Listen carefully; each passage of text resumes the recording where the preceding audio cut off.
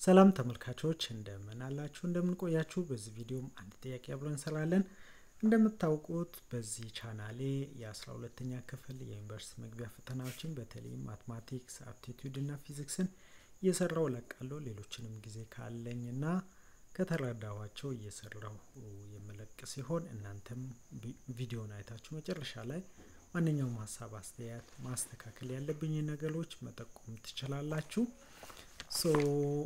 በዚህ ቪዲዮ የምንሰራው አፕቲቲዩድ ነው አፕቲቲዩድ የማትማቲክሱን ፓርት ወይም አፕቲቲዩድ ሁለት ፈተናዎች ወይም የእንግሊዘኛ እና የማትማቲክስ ፓርት እንዳለ ይታወቃል ሶ ከማትማቲክሱ ፓርት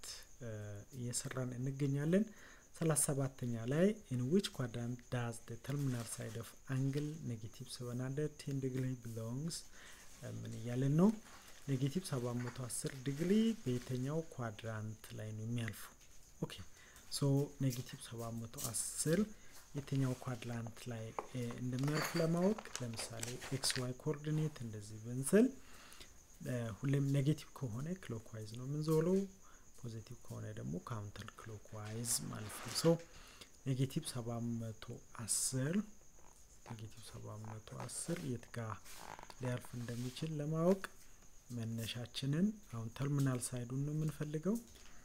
እዚህ ጋር እናደርግና ኔጌቲቭ 90 ኔጌቲቭ 180 ኔጌቲቭ 270 ኔጌቲቭ 360 እያለ ሁለት ዙር ብንዞር 720 ነው የሚሆነው ነገር ግን 720 ሳይሞላ ትንሽ የሚጎለው 10 ዲግሪ የሚያንሰው ማለት ነው ስለዚህ ተርሚናል ሳይዳችን የት ጋር ይሆናል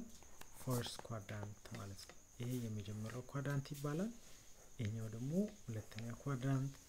ይሄኛው ሶስተኛ ኳድራንት ይሄኛው ደግሞ አራተኛ ኳድራንት ይባላል ማለት ነው ሶ የት ጋር እናገኛለን ፈርስት ኳድራንት ማለት ነው ኦኬ ስለዚህ ወደ ምርጫዎቹ እንመጣለን እዚህ ጋር እንደምታዩት ፈርስት የሚል እናገኛለን ፈርስት ኳድራንት ውስጥ ኔጌቲቭ 710 ዲግሪ ያልፋል ማለት ነው ኦኬ ፖዚቲቭ ቢሆን ግን እዚህ ጋር አርፍም ዞሮ ከአራተኛ ላይ ነው የሚያልፈው ፎርዝ ኳድራንት ማለት ነው ይሄንን በደንብ ማወቅ ይተበቅባችኋል ኦኬ ስለተከታተላችሁኝ አመሰግናለሁ በቀጣይ ደግሞ በሌላ ቪዲዮ እመጣለሁ እስከዛው ሰላም ቆዩ